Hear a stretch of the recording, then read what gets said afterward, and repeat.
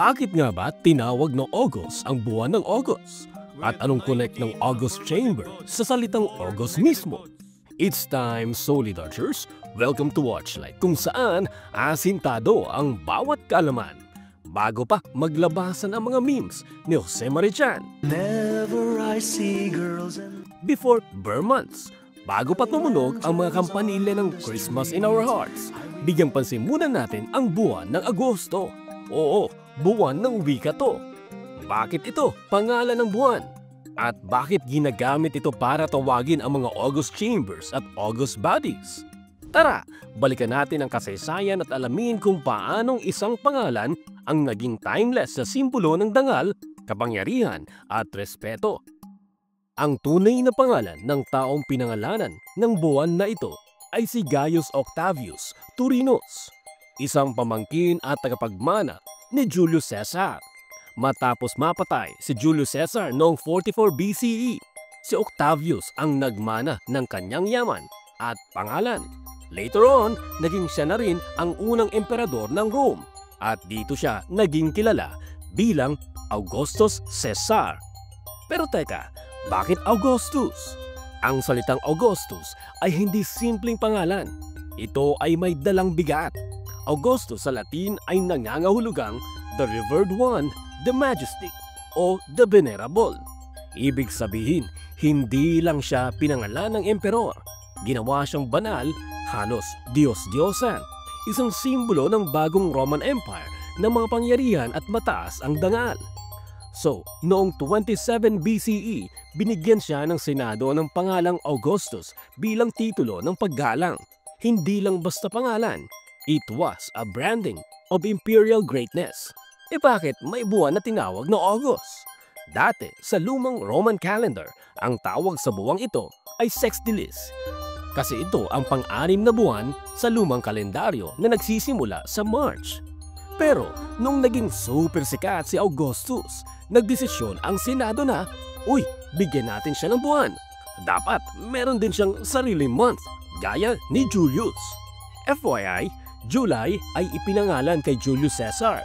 At dahil hindi magpapatalo si Augustus, binigyan din siya ng buwan. Pinangalanan ang Sextilis bilang August. At hindi lang yon, ito ang plot twist. Ang Sextilis ay originally may 30 days lang. Ang July ni Julius Caesar, 31 days. Ayaw magpahuli ni Augustus. So guess what? Dinagdagan ng isang araw ang August para maging 31 days rin. Pride is real. So anong connect ng August Chamber o August Body?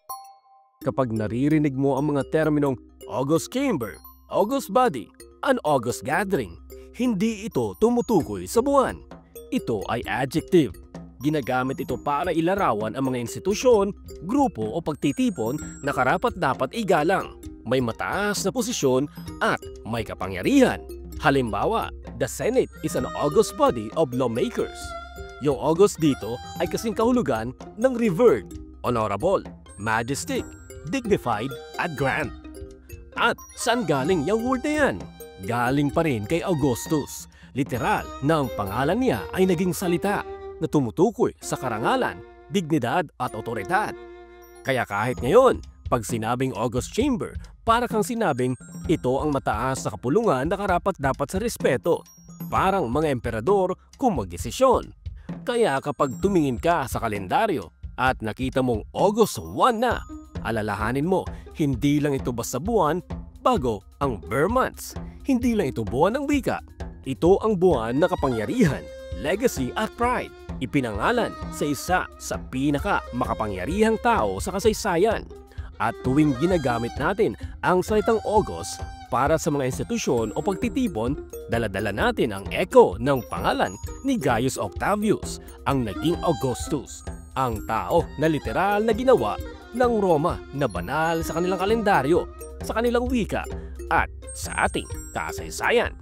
Kung ikaw man ay may mga suhestyon o reaksyon sa video na ito, mag-iwan lamang ng komento sa ibaba. Bago tayo tuloy ang magtapos, shoutout muna sa ating mga Solid Archers na sina. Hanggang sa susunod Solid Archers, it's time. Solid Archers, kung meron ka mang reaksyon sa videong ito, i-tweet gamit ang hashtag Archlight at hashtag Asintadong Kaalaman. Maraming salamat sa panunood. Huwag kalimutang mag-subscribe sa aming channel na Archlight para maging updated ka sa marami pang videos. Kita-kits po muli sa mga susunod na video. Solid Archers, it's time!